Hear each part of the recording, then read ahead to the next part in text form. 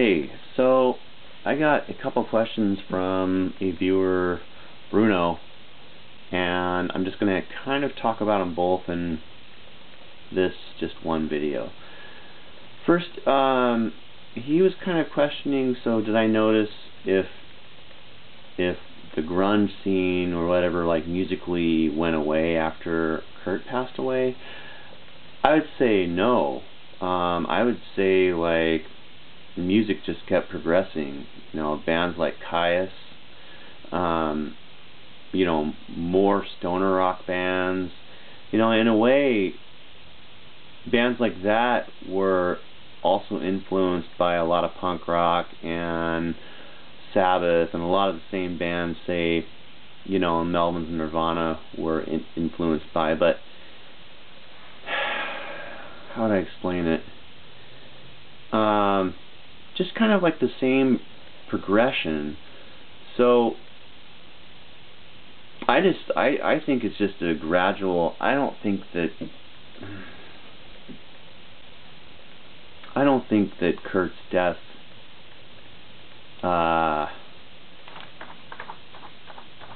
paused any progression of grunge or heavy music. I just think it progressed, actually. If in anything, it may have had a downslide for a little bit, you know, depending on how people felt, but ultimately bands like you know, Kyuss and lots of stoner rock bands that came out in the 90s just influenced, you know, High on Fire, Sleep, you know, I mean, there's a lot of bands that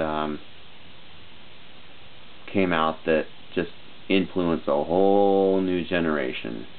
And now you look back at those bands, and they've you know, inspired a whole nother generation. So it just kind of, it's a constant, you know, it's a constant revolving sea of heavy rock. And what I'm seeing now, though, I'm seeing more than ever, like, people are really trying to reinvent heavy rock, because it is been played out, you know. It's like, you know, even with, like, Sleeper Cell, you know, there's some songs I've been playing for 20 years, you know, like either with other people or recording by myself or playing with this band in different formations. You know,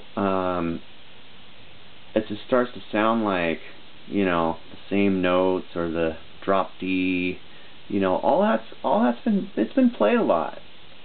And it only really sounds original anymore. How to explain it? You know, I hope you guys understand what I'm saying, but, you know, I think the importance on reinventing yourself in a time when it seems like everything's been done in some ways, you know? I mean, it's tough.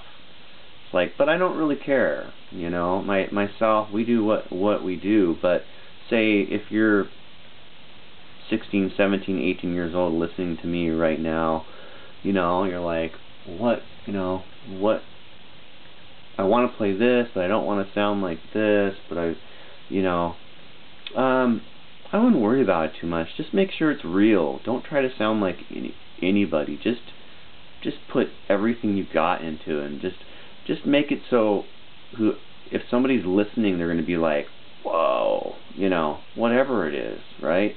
Don't fake it, I guess you'd say, you know, or like, I don't know if that's really the right word, but just put everything you've got into it. That's really all it's about. It's about emotion and passion, and not as much musicianship, you know, though over the years that'll just happen. You know, you can play one note, you know, like Helter Skelter. You know, Helter Skelter was more than one note, but listen to Helter Skelter by the Beatles.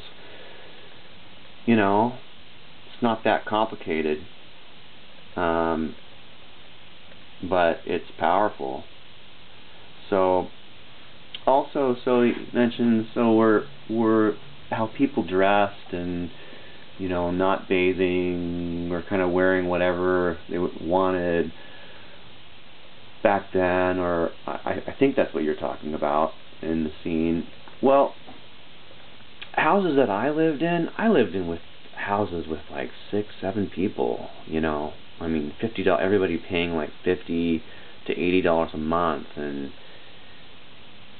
and just like living off of what, you know, for food, whatever we could get. And I mean, yeah, actually for myself, I don't know if I didn't really care about bathing that much. I didn't want to smell bad, you know, because, you know, you're not going to be able to hang out with girls if you smell bad, so you got to keep that in mind, right?